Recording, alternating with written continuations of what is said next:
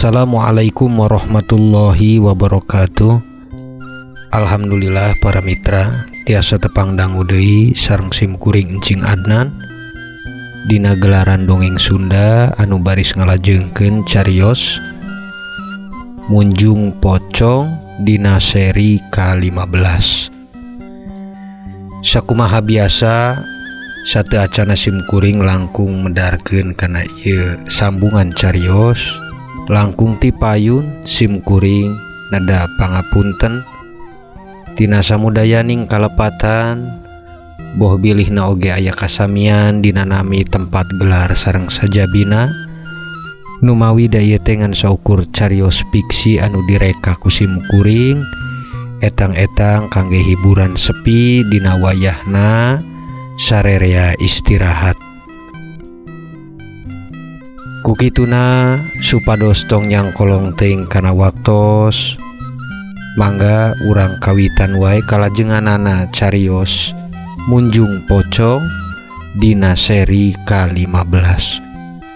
Wilujeng ngadangukeun ieu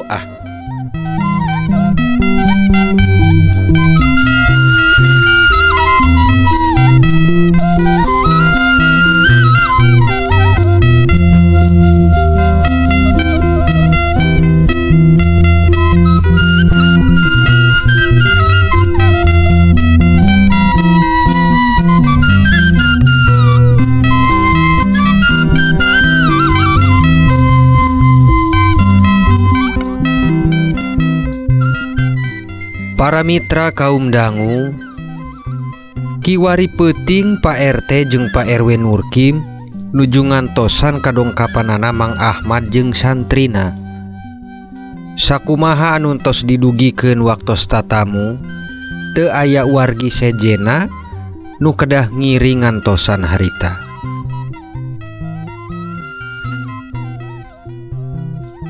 Pak RT Iman lupitos dipangmeserkeun rokok filter kangge Pak Ustad teh. Tarosna Pak RW ka Pak RT Iman nu memang harita waktos mulang tatamu dititipan duit pikeun meser rokok kangge Mang Ahmad di peuting ieu para mitra. Sadayana tos disiapkeun Pak RW, kantun urang antosan wae Pak Ustad sareng santrina dongkap. Walerna Pak RT Iman nu kantos meulikeun rokok kangge Mang Ahmad harita para mitra. Dupi numutkeun di dinya kinten-kintena bakal tiasa teu kaungkapnya saha jeung sahana anu geus ngalakukeun pamunjungan teh.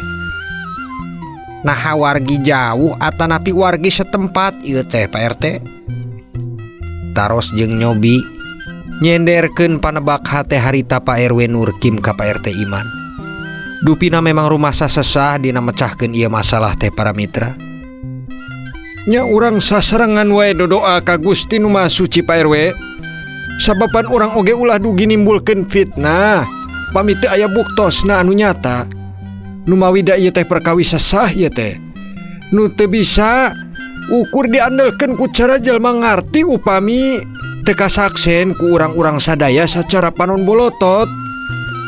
Walerna Pak RT Iman kapan Murkim masihan arah jeung pendapatna dina kedah salaresna muka tabir dina ieu masalah. Nya kitu anu dimaksud kuring oge ieu teh.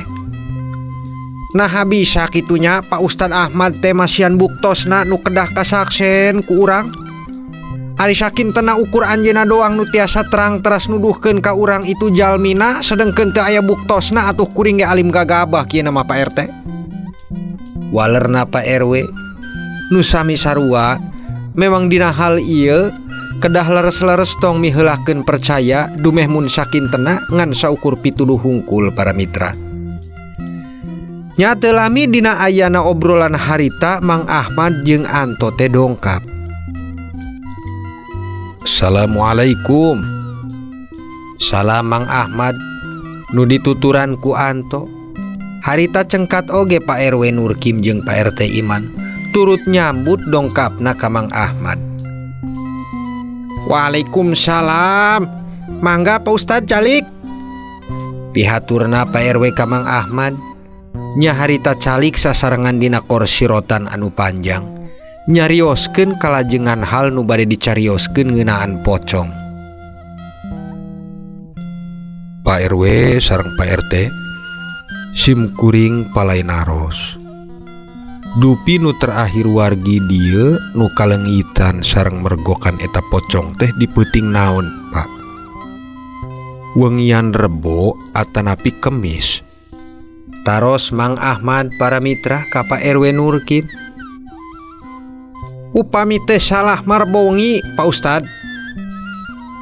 Oh, janten Rebo wengi.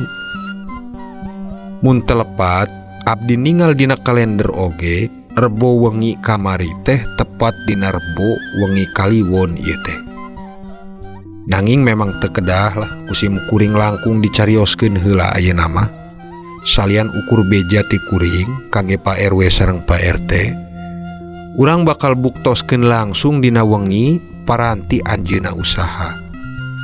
Kocap Mang Ahmad para mitra. Janten mi beja saukur bisa kangge ngabuktoskeunana dina wengian di mana kajantenan aya korban. Upami kitu berarti Pak Ustad bakal tiasa muktoskeun ka saksi sapertos abdi sareng Pak RT. Tarosna Pak RW Nurkim nu palai jelas dina perkawis cara ngabuktoskeunana Mang Ahmad para mitra. Insyaallah sasarengan bakal ningal ku panon masing-masing. Nanging omat hal ieu ulah waka betus kasasaha. Bilih kadangu kudu ngalakukeun anjeunna bakal gentos tempat kangge jadena. Abdi sareng Pak RT bakal ngajagi rapi hal ieu supados arahan ti Pak Ustad teh saluyu. Sumuhun Pak Ustad. Demi saenggalna nyiptakeun deui katingtriman sareng keamanan normal di ieu wilayah. Tangtosna hal arahan anu tadi ti Pak Ustad bakal kami jagi. Waler oge tutur Pak RT Iman nu saluyu sapertos Pak RW Nurkim para mitra bakal tumut nurut kana arahan nu dibejakeun ku Mang Ahmad. Nya ku kituna panginten sakitu heula katerangan ti abdi di wengi ieu. Tangtosna wengi Rebo Kliwon abdi bakal ka dieu deui kitu Pak RW. Mohon Pak Ustad, mangga. Nyantos ku kituna sim kuring bade pamit heula aya kaperyogian deui ieu teh. Wassalamualaikum. Waalaikumsalam warahmatullahi wabarakatuh. Nya harita Mang Ahmad cariosna sareng Anto cengkat mulang para mitra. Teuing bade ka mana deui anu bakal ditepunganana. Sabab siga aya rencana anu bade ditujuna di wengi harita teh.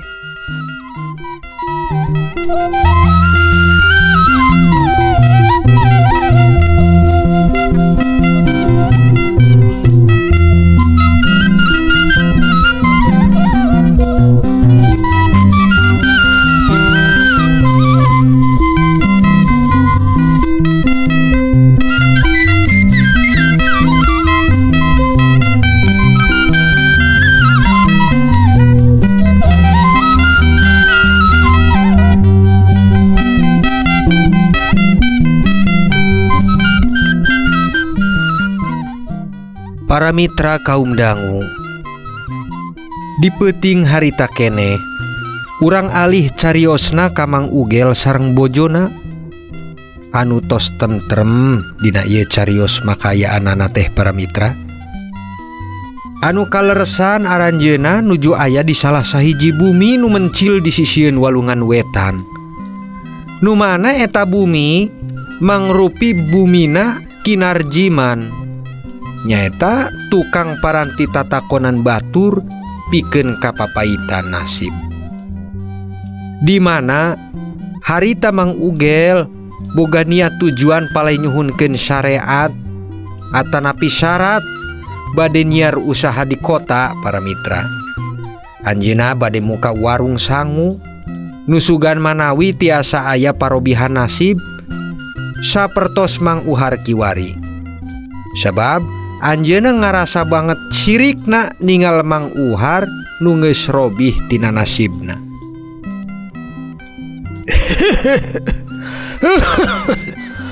Dupi, naon nu ditujukeun usaha maneh di kota?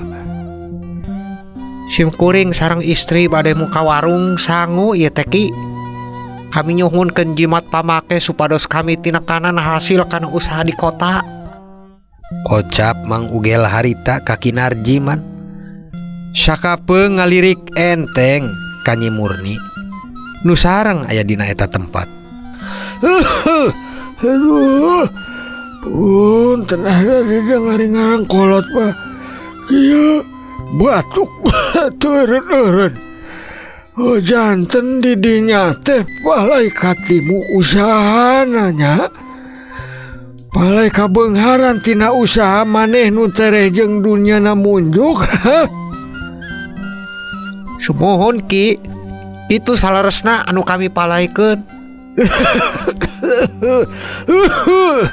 Aduh, sanggup gitu ngalakonan syaratna.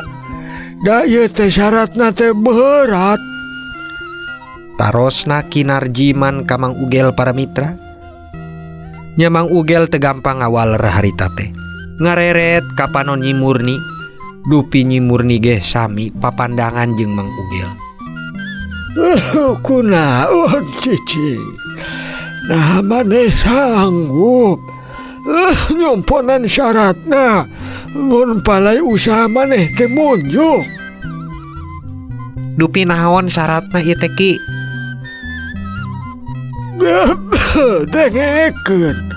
Dengekeun ya.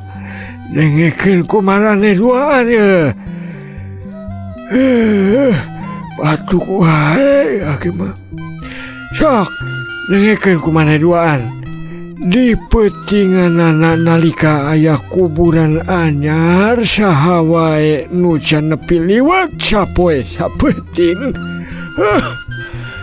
Cokot kumaneh lawan bodas yang pakuncunganana eta mayit sadayana teh.